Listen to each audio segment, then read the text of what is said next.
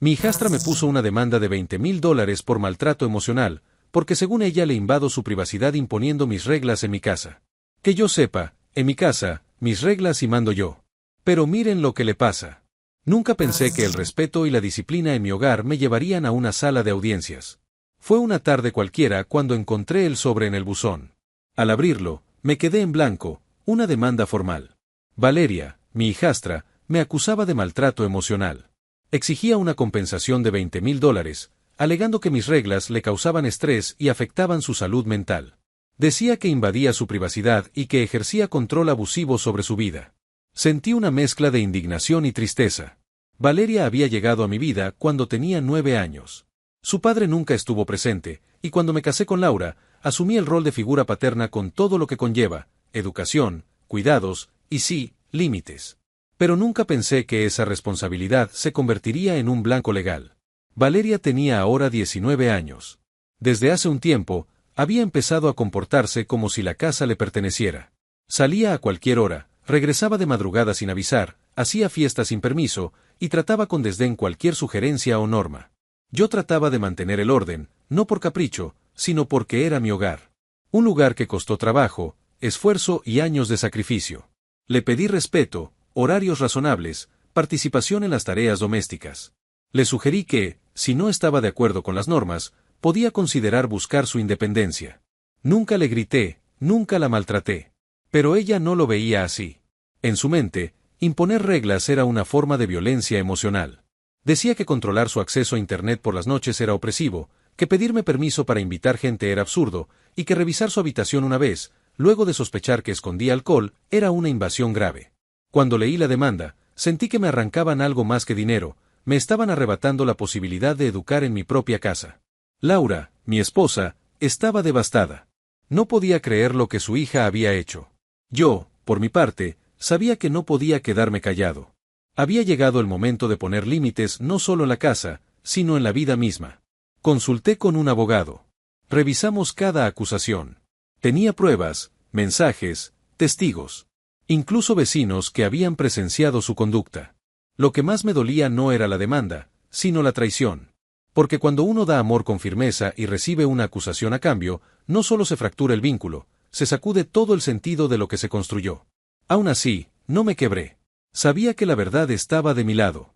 Y sabía también que, aunque doliera, había llegado la hora de que Valeria entendiera una lección que la vida tarde o temprano le iba a enseñar, que los derechos vienen con responsabilidades, y que en una casa, el respeto no se demanda, se demuestra.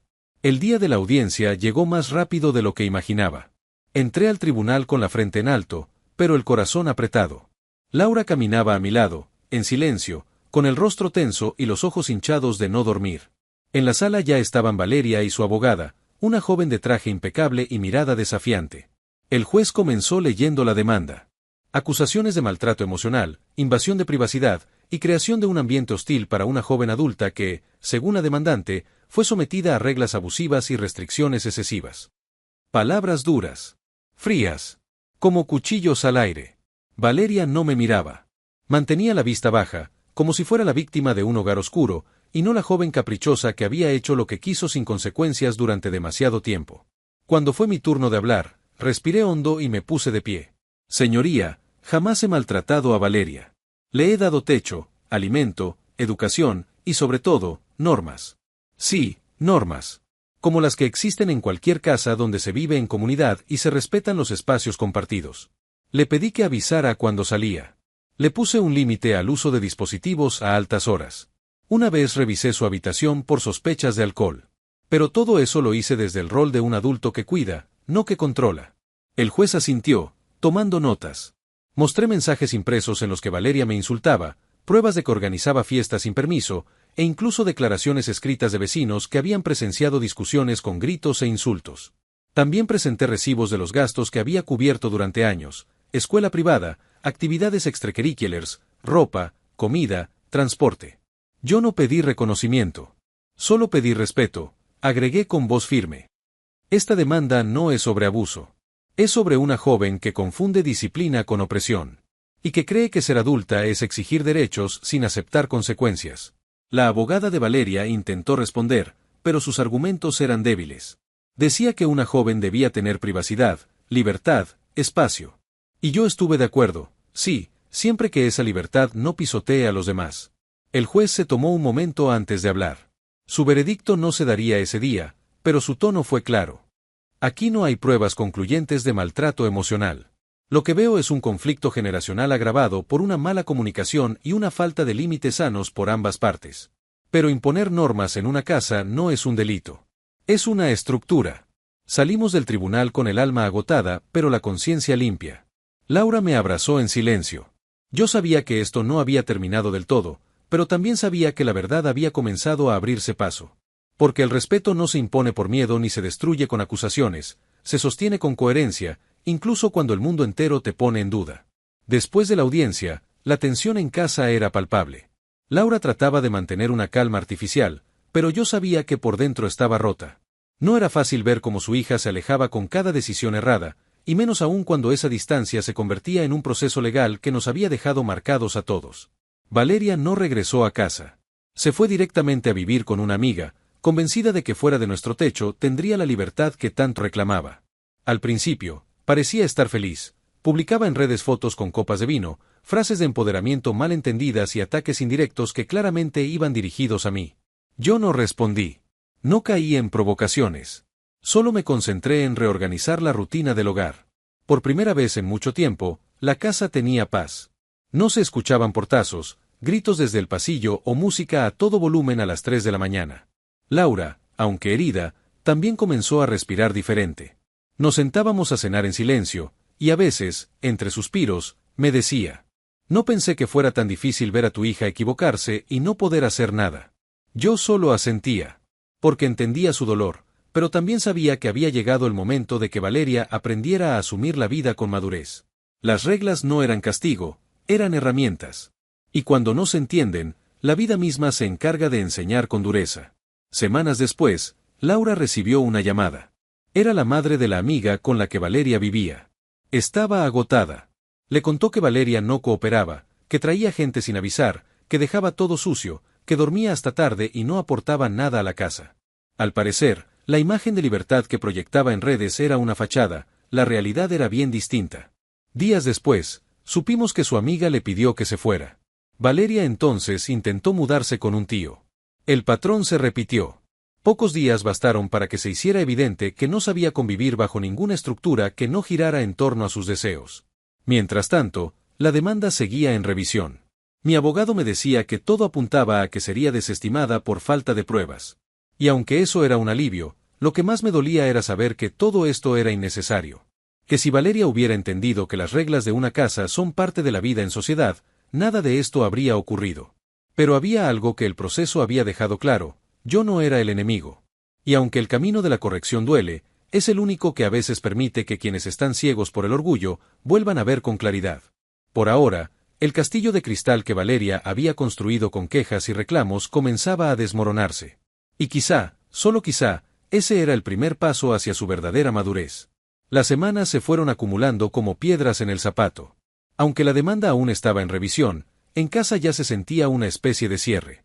La calma que trajo la ausencia de Valeria era extraña, como si la casa respirara por primera vez en mucho tiempo. Pero esa tranquilidad no venía sin dolor. Laura la extrañaba. Yo también, en silencio. Un día cualquiera, recibí un mensaje de texto: ¿podemos hablar? Era Valeria. Breve, directa, sin emojis ni sarcasmos. Acordamos vernos en un café neutral. Al llegar, me sorprendió su aspecto: más delgada, ojeras marcadas, una expresión distinta. No era la misma joven desafiante. Era alguien golpeada por la realidad.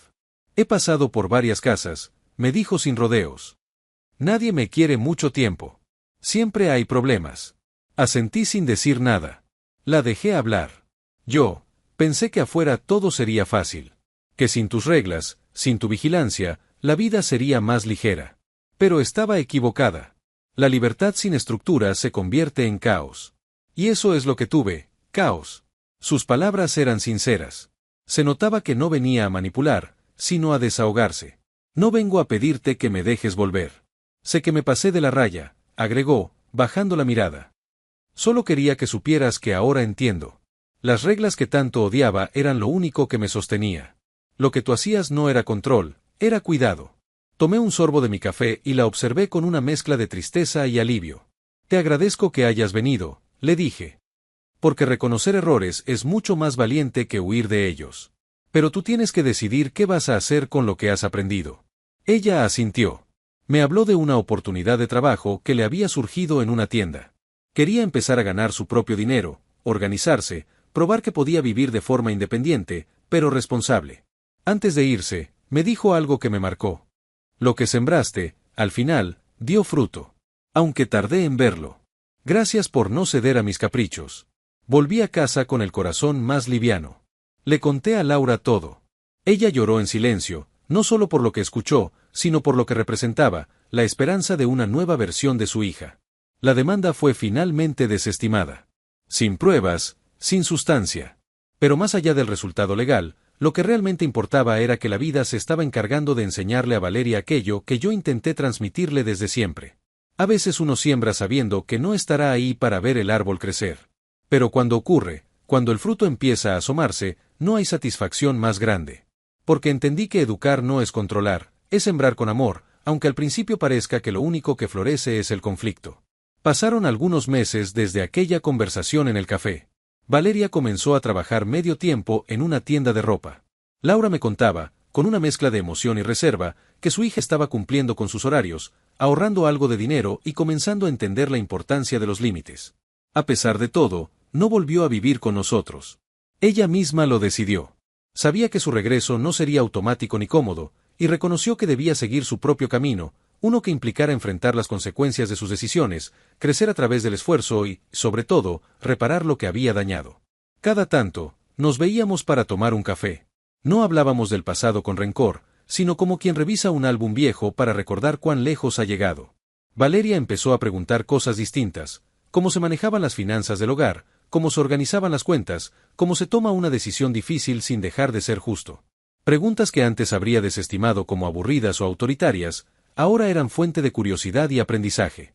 Un día, sin previo aviso, me dijo: ¿sabes? Ya no me molesta que me hayas revisado la habitación aquella vez. De hecho, me da un poco de vergüenza lo que encontraste. Hoy entiendo que lo hiciste porque te importaba, no porque querías humillarme. Yo solo le sonreí. No necesitaba que se disculpara. Sus actos hablaban por ella. Laura, por su parte, encontró paz en la evolución de su hija. Nuestra relación de pareja se fortaleció con todo lo vivido. Aprendimos que el rol de padres, incluso del que no es biológico, no se trata de ser agradables todo el tiempo. Se trata de formar, de cuidar, y sí, de poner límites incluso cuando duela. La demanda, como era de esperarse, fue desestimada sin apelaciones. Pero eso se volvió anecdótico. El verdadero cierre vino cuando Valeria, en una reunión familiar, alzó su copa y dijo: quiero brindar por quienes me pusieron reglas cuando yo solo veía obstáculos. Porque sin eso, hoy no sabría cuidar lo que tengo ni lo que soy. Fue un momento breve, pero poderoso. Nadie lo esperaba. Laura se emocionó, y yo simplemente asentí, orgulloso. No porque necesitara reconocimiento, sino porque entendí que esa frase era la señal de que todo el esfuerzo no había sido en vano.